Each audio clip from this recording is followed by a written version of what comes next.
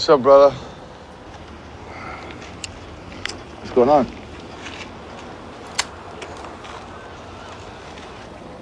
I need to tell you some things you're not going to want to hear. I need you to listen. Pleased to have with us in the studio Kevin Camps, the radioactive waste watchdog with Beyond Nuclear. BeyondNuclear.org is the website, and you can tweet him at Beyond Nuclear. Kevin, welcome back. Thank you, Tom. Great having you with us. You got to get within 3 inches of that mic there for us to hear you. 6 years after Fukushima began normalizing radiation exposure risks to the health of women and men and women, the evacuees are given few options but to return to contamination. There's a headline. What's the story? What's going on at Fukushima right now? Yeah, my coworker Cindy Folkers, who is our radiation and health hazard specialist, just wrote an article in Counterpunch that traced the word origin of the word radiophobia. And it turns out that it comes all the way from 1951 during the height of atmospheric weapons testing days. And it was written by a nuclear establishment type who was making good money in the nuclear establishment, had no credentials in psychology, and just dismissed everybody's concerns about radiation health damage, called it radiophobia. It's all in your head. It's your fault. It's your problem. So that was used quite extensively at Chernobyl. It's being used at Fukushima. And so what's going on at Fukushima is the pro-nuclear Japanese government is moving people back, forcing people to move back to contaminated areas under threat of losing their compensation. And the compensation is going to end about a year from now. So people are given the choice of being destitute elsewhere in Japan or moving back to their former homes, which are radioactively contaminated, and keeping compensation for another year at least. But mothers who are concerned about their children's health are being accused of radiophobia, that it's all in their head. But in fact, they have increased allowable radiation exposures 20-fold in these areas around Fukushima. Germany did the same thing with milk after Chernobyl. I was living in Germany, 86, 87, and they, it was, I think, 5 becquerels per liter, and then they took it up to 20, and then they took it to 50, and then they took it to 100, and just because the milk was getting more and more radioactive, and rather than dumping it, they just kept changing the standards, as I recall. Right. Well, correct me if I'm wrong. The Soviets were even worse. It came out 10 years after Chernobyl began in 1996 that the Soviet Politburo had ordered contaminated foods of various sorts, milk, meat, to be mixed in with the food supply of the entire Soviet Union and to dissipate or dilute the radioactivity. But of course, what that meant was that food that should have been quarantined and destroyed because it was unfit for human consumption now was exposing millions or tens of millions of people to radioactive exposures. The same kind of thing's happening in Japan, where, what's really incredible is the Japanese food safety standards post-Fukushima are much stronger than American or Canadian standards. So the figure in Japan is 100 becquerels per kilogram of radioactive cesium in food. That's considered legal and edible. In the United States, it's 1,200.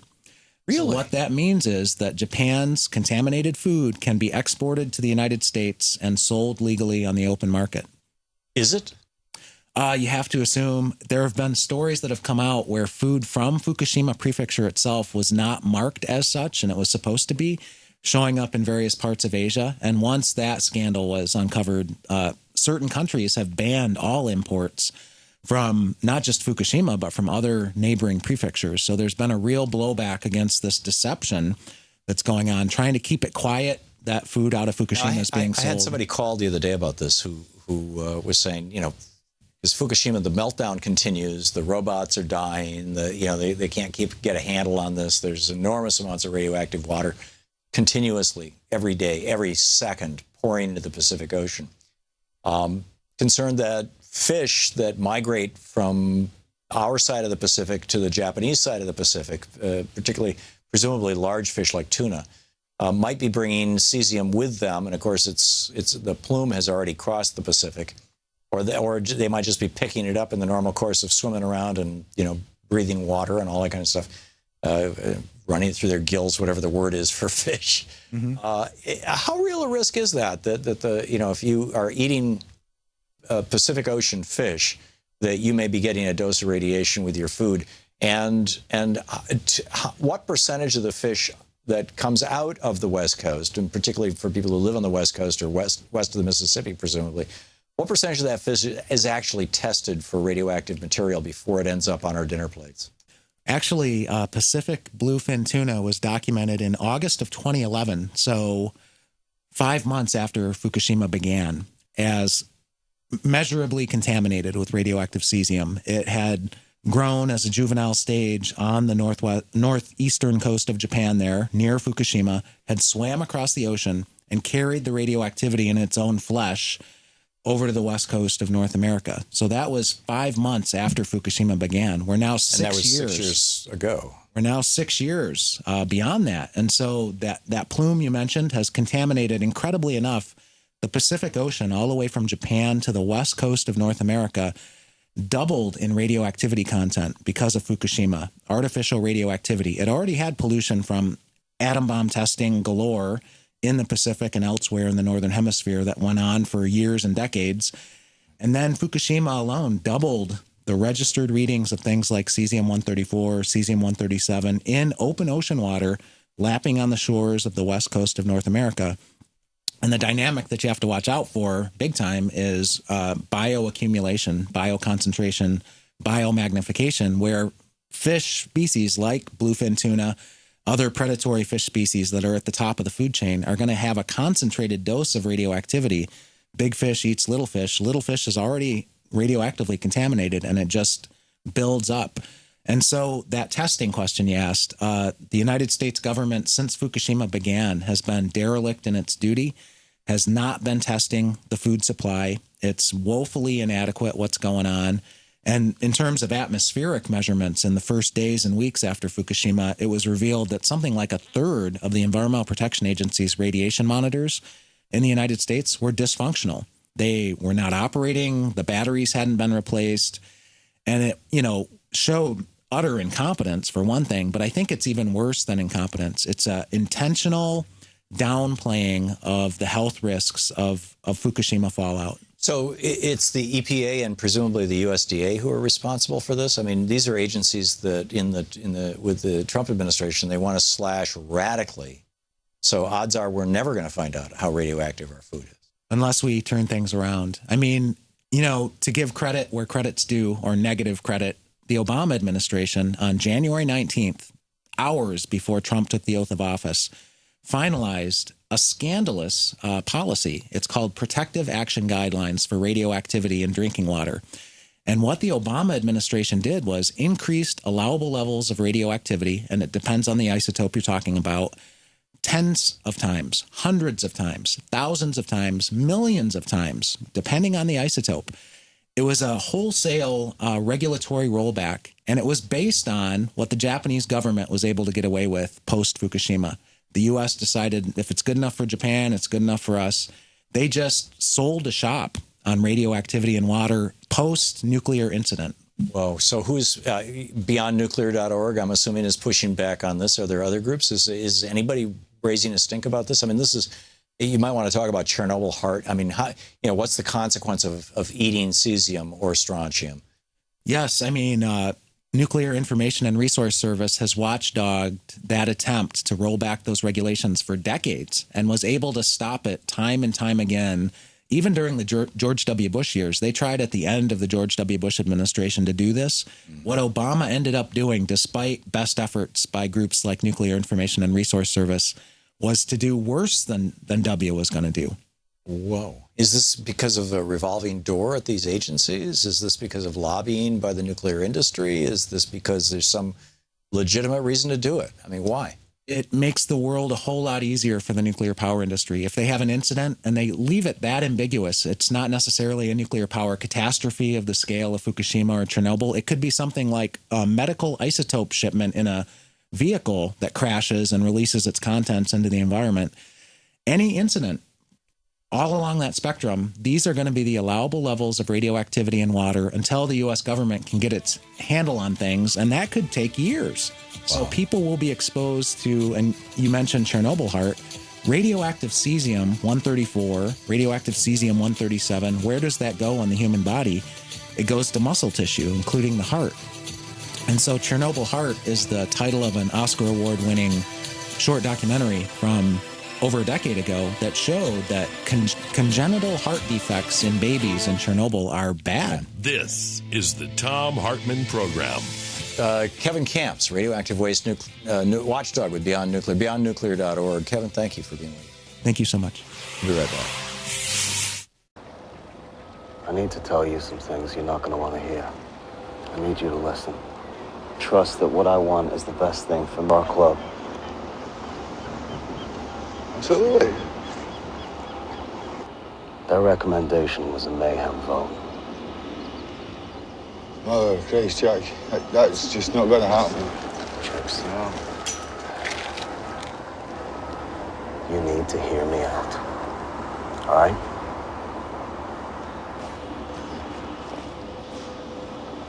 Okay. I'm listening.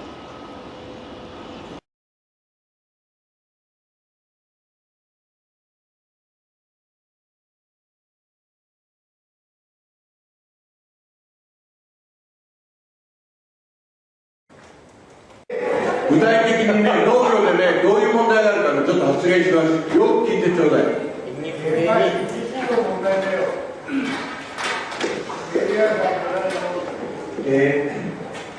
私は福島県で、専業で、農業を現在も行っています。私の、住んでいる須賀川は昨年、玄米から100ベクレルを超える米が全国一番で100ベクレルを超えてしまいました。それで田んぼを、除染する結果になったんですけれども、私たちは農地の土壌が何ベクレルあるかもわからないで作業してるんですよ、毎日。空間線量じゃないんですよ。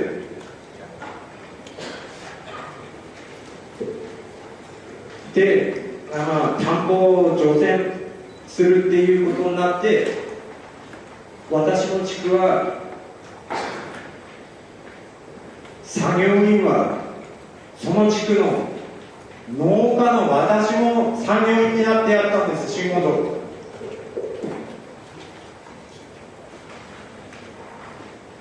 除染の除っていう意味が分かってます？深く耕してない。薄めてダメじゃねえの。取り除いてねえんだから放射能なんて下がるわけないでしょ。田んぼ除染しました。空間線量測りました。全然下がってないですよ。取り除いてねえのそうでしょう。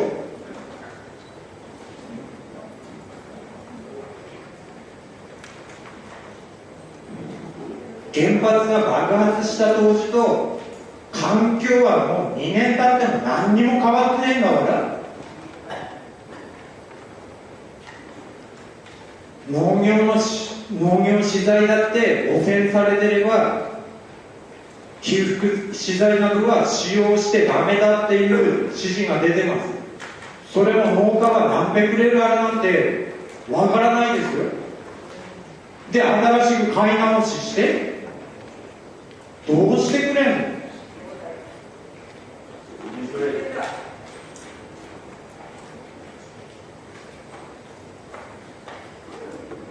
の？農家の思いっていうのをよく考えてみてください。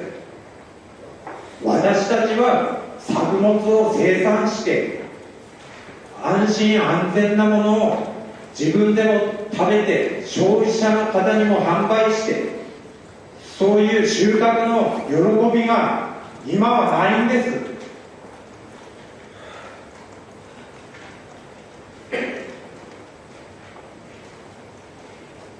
価格が福島県のものは県外のものに比べたら本当に値段も安いですから、それを承知しながら作って損害賠償をもらって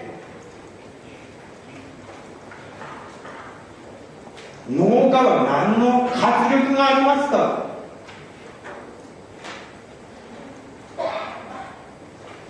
あと一つ言っておくことがあるんですけれども、福島県は農作物は出荷の前に全部検査しないと出荷できません。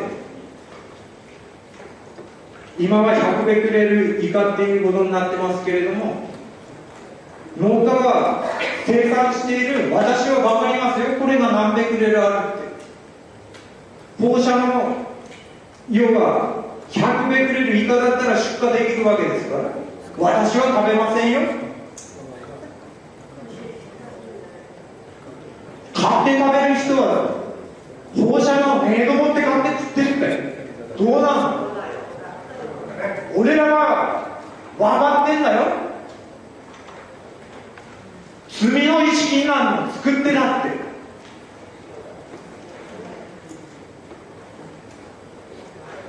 自分は食わねえけど人の人に食わせてんの。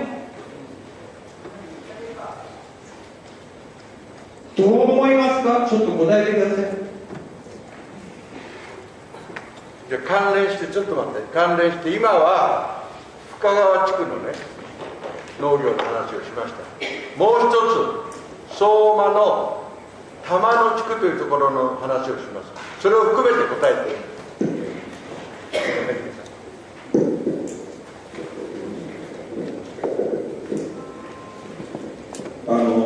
玉野地区っていうのは相馬市の西部にあって、飯舘地区とほとんど放射能の濃度は変わらない、高いんですよ。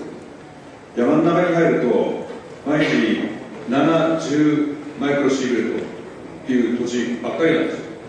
除染はしています、部分的に。だけど畑の作物の収入の賠償金が米の農家と違って賠償されないっていう例がいっぱいあるんです。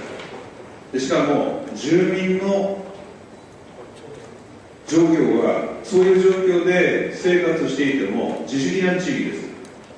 生活に対する保障も不十分、精神に対する被害保障も不十分、二重の苦しみである、そういう地域が線引きによる救済から全く漏れていっぱい残ってるんです。こういうことをもう一度国も東電も含めてその線引きから漏れた人たちの実例がいっぱいある。こういう訴えは決して漏らさないできちっと把握して救済していただきたい。それとこの先ほどもおっしゃったけれども、ただ自分の子供にね、例えば100ベクレルない食べ物であって50ベクレルとか、あるいは簡易な検出器が10ベクレルぐらいから下は不検出になるんです。まあ安いやつがね、そんな高い性能のいいやつはなかなかそれがない。アルファ線もベータ線もガンマ線も全部測れるなんてのはなかなか高くて手に入らない。ガンマ線だけですよ、セシウムの普通は測るのは。でそれで測って不検出なんていうものを消費者が本当に信じて食べるか、食べないんですよ。そういう内訳が分かってるから。であなたも西田さんもおっしゃる、私が聞きたい、それから文科省のあなたにも聞きたいが、自分の子供に例えば10ベクレルだからこれ不検出100ベクレルよりもはるかに低いんだから OK だよと言われて、それを進んで食べさせたいと思いますか。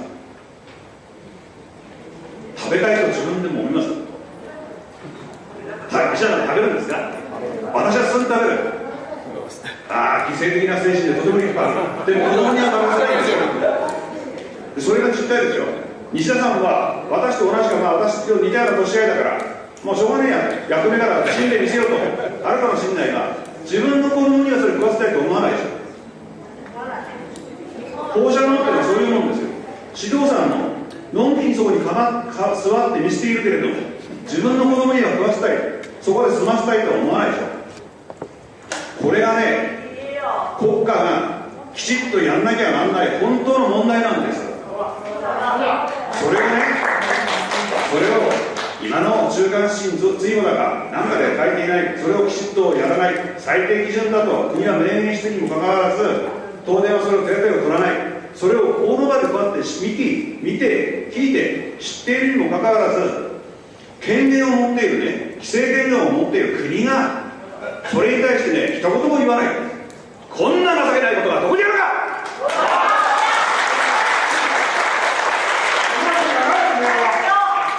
私はね、先ほど皆様の人格誇りということを申し上げた。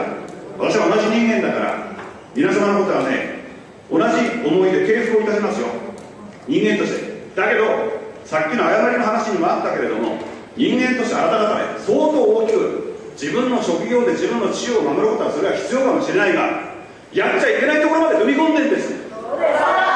誇りはどこに行ったんだ。みんなの上に食べさせたくない、素直にそういう思いはね、皆さん持ってると思いますよ。あなたもそうでしょ。